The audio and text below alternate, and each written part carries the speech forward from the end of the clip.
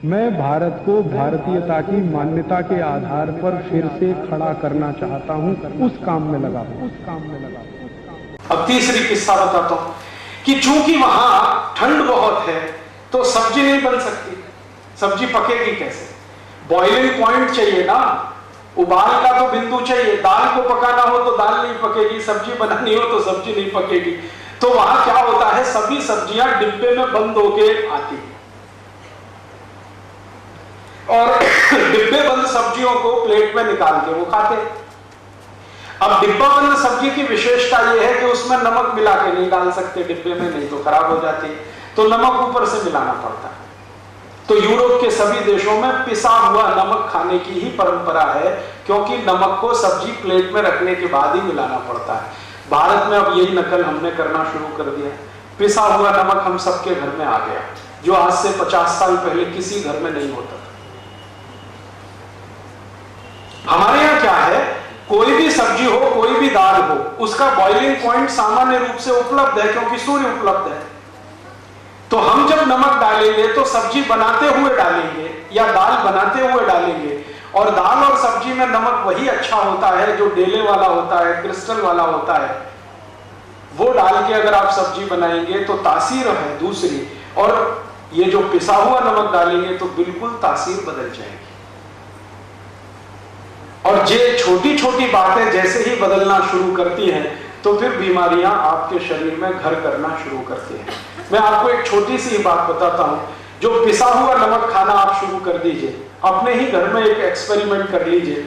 2 बच्चे अगर आपके पास हैं, एक को रोज पिसा हुआ नमक खिलाइए और एक बच्चे को वो डेले वाला नमक सब्जी में डालते हुए उबालते हुए खिलाइए। जो बच्चा डेले वाला नमक खाएगा वो ज्यादा स्वस्थ रहेगा, जिसको पिसा हुआ नमक दे रहे हैं वो हर समय बीमार रहेगा।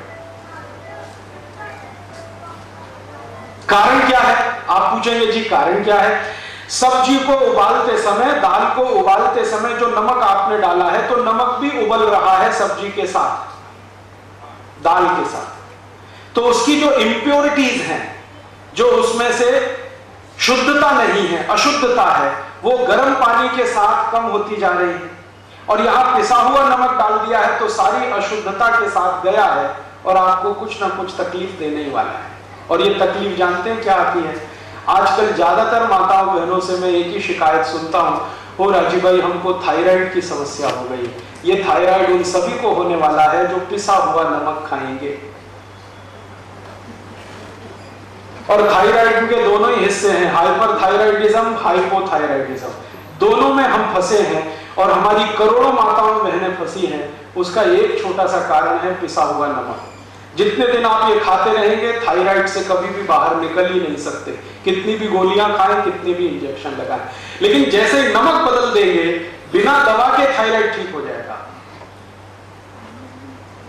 मेरे पास बहुत सारे पेशेंट आए थायराइड के, ज्यादातर माताएं आती हैं, क्योंकि उनको थायराइड की समस्या पुरुषों की तुलना में ज्यादा होती है सेंसिटिविटी के कारण। तो वो आती है शिकायत लेके, क्या बताएं इतना थायराइड बढ़ा हुआ है, फिर मैं ये गोली खाती हूं तो शरीर और बढ़ रहा है, मोटापा बढ़ रहा है। और एक महिला तो एक बार मेरे पास आई थी जिनका वजन तो मुश्किल से 60 किलो था, लेकिन शरीर देखो तो लगे 100 किलो का, जैसे फुटबॉल में हवा भर दी हो। तब मैंने उनको समझाया कि आपकी समस्या क्या है। उनके समझ में आ गया। मैंने कहा बस कल से आप ऐसा करो, नमक बदल दो, पिसा हुआ नमक खत्म कर दो, डेले वाला लाओ। वो बहन जी ने शुरू किया है, अभी 8 महीने हो गए हैं, वो बराबर हो गई। 58 किलो वजन है, वैसा ही शरीर है। और वो कहती है अब मुझे थायराइड की समस्या नहीं। अब वो कहती है राजीव भाई मैंने लाखों रुपए खर्च कर दिए, 8 साल से मैं दवा खा रही हूं, इतने इंजेक्शन ले लिए, कहां मैं गई डॉक्टरों के चक्कर में, लेकिन किसी डॉक्टर ने ये नहीं बताया कि आप ये नमक पिसा हुआ मत खाओ।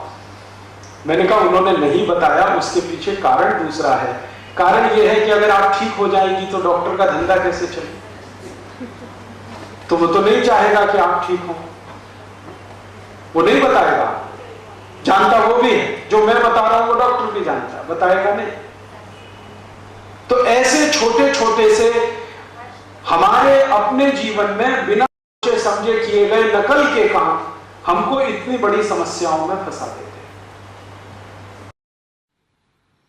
दोस्तों सबसे पहले तो चैनल सब्सक्राइब करें, फिर लाइक, कमेंट और शेयर करें। और हाँ, हमारा एंड्रॉयड ऐप डाउनलोड करना ना भूलें।